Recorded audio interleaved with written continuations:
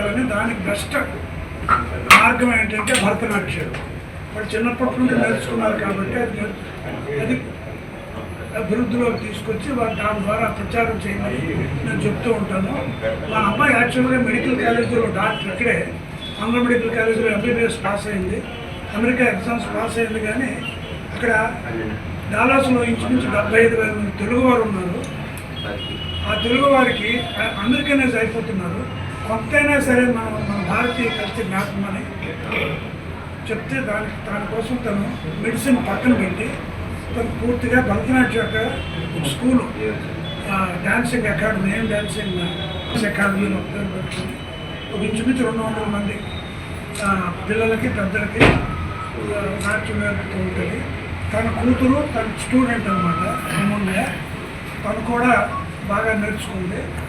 వాళ్ళు ఇక్కడ ఒక ప్రోగ్రామ్ పెట్టుకున్నారు, ఇక్కడ కూడా చిల్డ్రన్ థియేటర్లో రేపు సండే మధ్యాహ్నం 3 గంటలకి. సో మీరందరూ కూడా సహకరించి వాళ్ళని ఎంకరేజ్ చేయమని అన్నాం. నమస్కారం అండి. నేను ఇక్కడ మా నాన్నగారు చెప్పినట్టు 5 ఏళ్ళ వయసులో నన్ను యూకే నుంచి, లండన్ నుంచి నాన్నగారు తీసుకొచ్చి ఇక్కడ నాకు భరతనాట్యం క్లాసెస్ శ్రీ లేట్ అవసరాల రుక్మాజీరావు గారు ఆయన దగ్గర డ్యాన్స్ క్లాసెస్ స్టార్ట్ చేశారు. సో నేను ఆయన ఉన్నంత వరకు లాస్ట్ 30-40 ఇయర్స్ నుంచి ఆయన దగ్గర అలా ట్రైన్ అవుతూ అక్కడ క్లాసెస్ కూడా స్టార్ట్ చేశాను. స్టార్ట్ చేస్తే నేను చిన్నగా స్టార్ట్ చేసిన స్కూలు ఈరోజు ఒక సంస్థగా అక్కడ మారింది. దానికి ఒక బ్రాంచ్ ఇప్పుడు విశాఖపట్నంలో పెట్టుకున్నాము అని మాకు టీచర్స్ టీమ్, మా రుక్మాజీ మాస్టర్ గారి స్టూడెంట్స్, నేను one of the senior teachers సున్నా రాణి తారాడా అని, తను గవర్నమెంట్ జాబ్ కూడా చేసుకుంటున్నారు.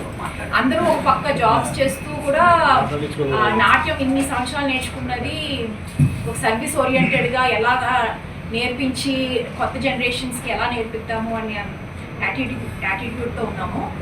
సో ఒక సంస్థ ఇక్కడ స్టార్ట్ చేసి భరతనాట్యంని బాగా నేర్పిద్దాము స్టూడెంట్స్కి అని అది ఉద్దేశం. అంటే మెడికల్ ఎడ్యుకేషన్ ఎంబీబీఎస్ అక్కడ దాన్ని ఎండి న్యూయార్క్ యూనివర్సిటీలో, మంచి యూనివర్సిటీలో అడ్మిషన్ వచ్చింది. కానీ 2 సైమల్టేనియస్గా, మరి నేను కూడా అలానే మెడిసిన్ చదువుకుంటూనే భరతనాట్యం కంటిన్యూ చేశాను. సో తను అదే ట్రాక్లో ఉంది, 2 సైమల్టేనియస్గా సిన్సియర్గా చేద్దాము అని.